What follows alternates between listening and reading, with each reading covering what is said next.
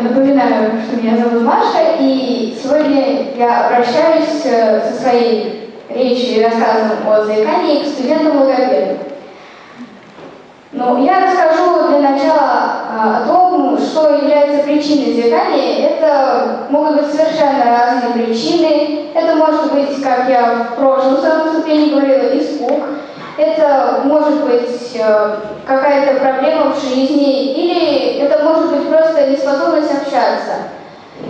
Человек начинает заикаться, повторяя одно и то же слово или букву. А когда человек повторяет одно и то же слово, например? Когда не знает, что сказать дальше. То есть, если человек мало общается, он может начать заикаться.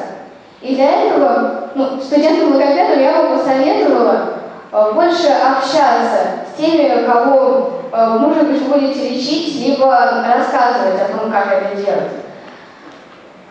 То есть, слушая человека, можно понять проблему и причину, по которой возникло заикание. А вылечивая заикание, нужно как можно меньше акцентировать внимание на том, что человек заикается. Не напоминайте ему об этом. Это ведь в какой-то степени и психологическая проблема. То есть, если человек об этом помнит, и ему об этом постоянно напоминают, он будет продолжать заикаться. А если не напоминать и просто разговаривать в спокойной обстановке, может быть, даже под психоаналитическую музыку классиков, и заикание пройдет. Человек просто забудет то, что он заикается, и в один прекрасный момент может чистой и внятной речью с вами поговорить.